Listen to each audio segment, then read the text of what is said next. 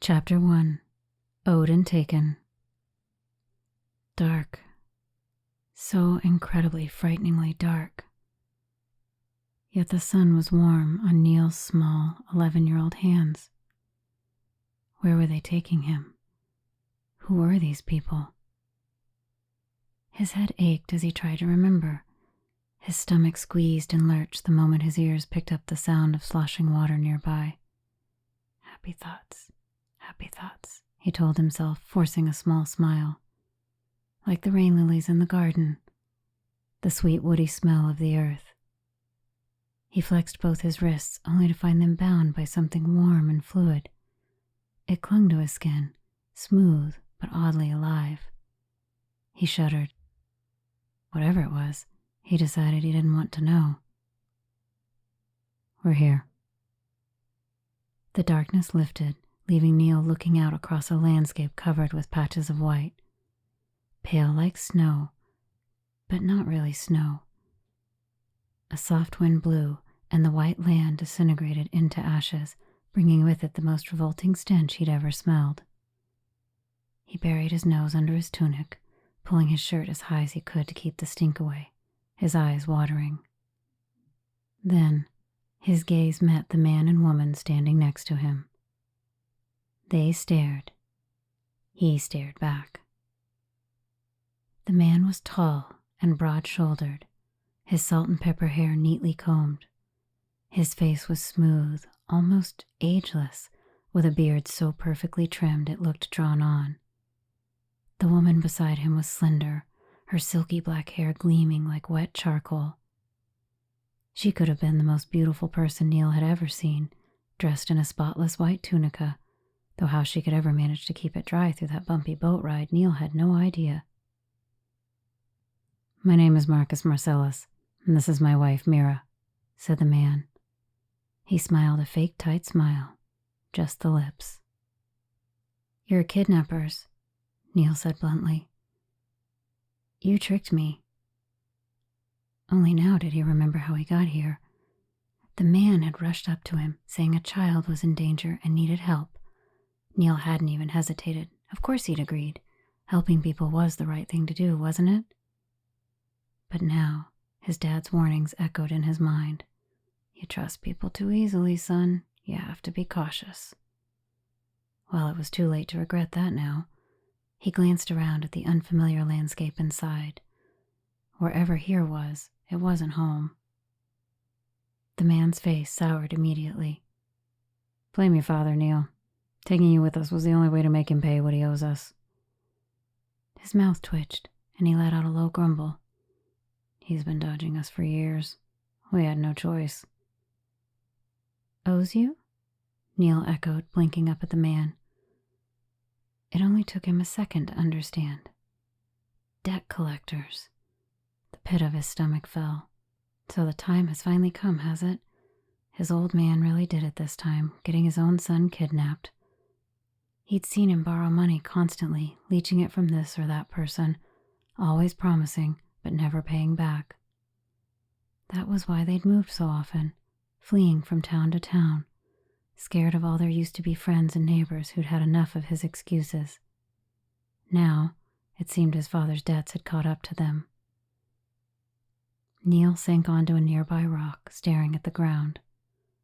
For a moment, he felt a pang of anger at his dad for making such a mess, at himself for trusting too easily, but it fizzled out almost as quickly as it came. What was the point of being angry? It wasn't going to fix anything. He felt the wooden ring on his finger, feeling it smooth against his skin. It wasn't pretty, charred black on one side and bent at an odd angle like someone had bit into it. But it was his mother's ring, the only item she'd left behind when she left him and his dad 4 years ago. He glanced up at Marcus and Mira, his expression softening despite everything. So, what happens now? He asked, his voice quiet but steady. Is there a plan for me? It's hard to say, said Mira. We don't want to keep you here longer than necessary. We made sure your father saw us taking you, so he'll know we're waiting here. Niil frowned, his mind racing. He didn't like the idea of just sitting around, so he blurted, "What if I work for it instead?" His voice carried a spark of determination now that his head was clearer. "I can do all kinds of work. Plowing, planting, harvesting, pretty much anything on a farm. I can even thatch roofs." He straightened slightly, confidence lighting up his face. It wasn't just talk. He'd done it before, and he knew he was good. If there was a way to fix this, he was going to try. But Marcus stared at him strangely. "You're scaring me, kid," he said. "What are you, like 7? You sound like an old man. Back in my days, kids were supposed to cry when they were scared." "I'm 11, corrected Niil, his voice firm. He knew he didn't look it. He was tiny for his age, his limbs also thin and tanned in a way that made him look like something growing from the ground. He ruffled his curly hair, hoping it'd make him look taller. "And I'm not making this up. I've been doing my dad's work for years.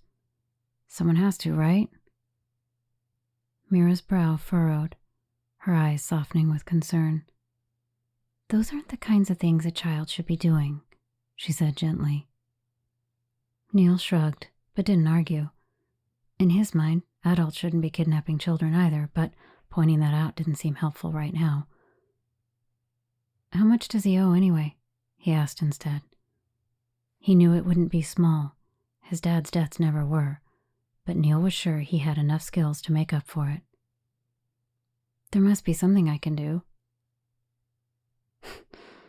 "You've got grit, kid. I'll give you that," Marcus said, a hint of respect in his voice. "But no, that's not possible." The sudden serious look on Marcus's face made Niil falter. "Maybe 20 gold coins," he guessed, aiming high. "Or 50? "It's not that kind of debt." "Then is it the house? The farm?" "Not even close." "Then what is it?" Marcus sure took his time answering, looking around and letting out a long breath. When he did speak, he said so very softly. "Our everything." And all Niil could say in response was, "Right." He was smart enough to recognize sarcasm if he ever heard one. "I'm sure that is a lot." Though Marcus chuckled back, Mira silenced him with a sharp look and told him this was not a laughing matter. Mira stepped forward, her face apologetic. "I really don't want to scare you more than we already have," she said gently. "We know what we did isn't right, and this decision wasn't easy for us.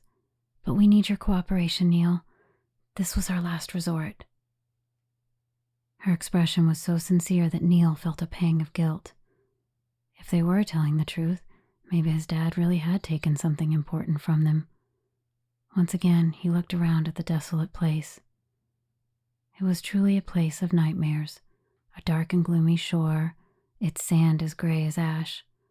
All around them were lumps of shriveled seaweed and boulders so jagged they could have been made of broken fingernails.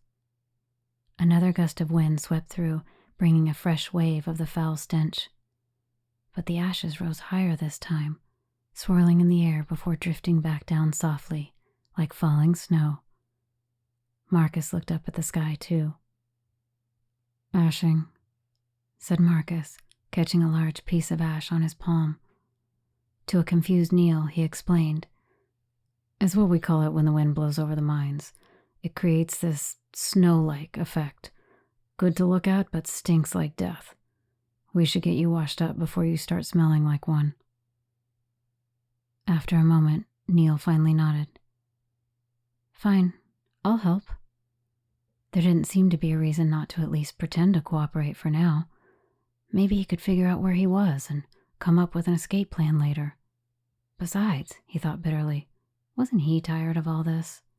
The constant running, the hiding, the feeling of always being one step away from trouble. If his dad really owed these people, maybe it was time for him to face it. Who knew? Maybe they'd even forgive him if he apologized. "Shall we then?"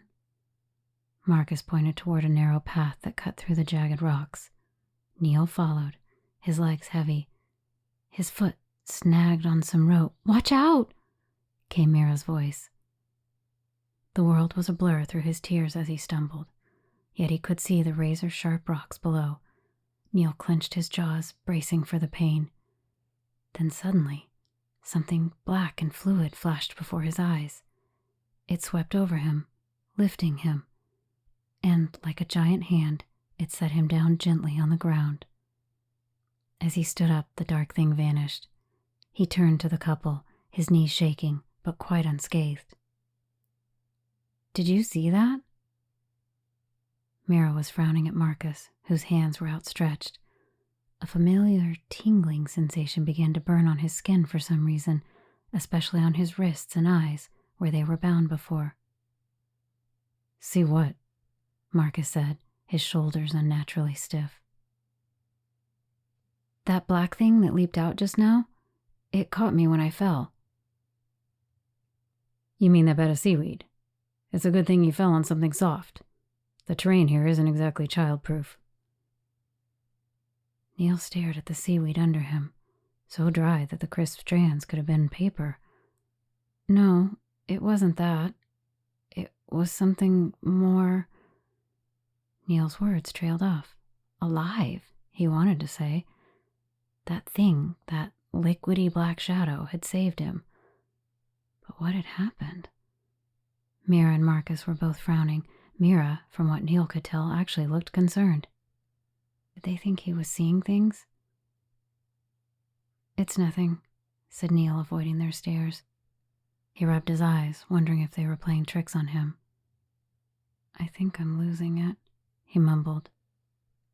Marcus let out a smirk. "Being taken away can do that to you. That's why you should never follow strangers." Then he clapped his hands so loudly it made Niil and Mira jump. "Here's an idea. We should write a letter to Hydemith. We can send it whenever those fishermen come to visit Umbra." "A letter?"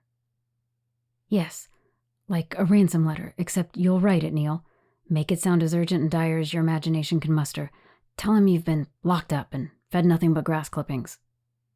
Niil's stomach turned at the thought. "Will I be?" Marcus chuckled.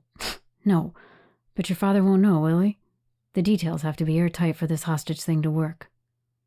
Mira obviously liked this idea because she was nodding at his every word. "If I were him, I'd come with an army," she said. Her expression was so serious that Niil had to fight back a laugh. They weren't joking. These people were sure odd. Too friendly, even, for kidnappers. If only they knew what kind of life he was used to living. As they walked toward the village together, Niil was in a better mood, already thinking about what he'd write.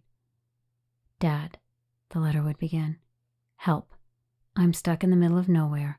I'm cold, starving, and in serious trouble. Please come get me." Mira was right. There was no way he would abandon him.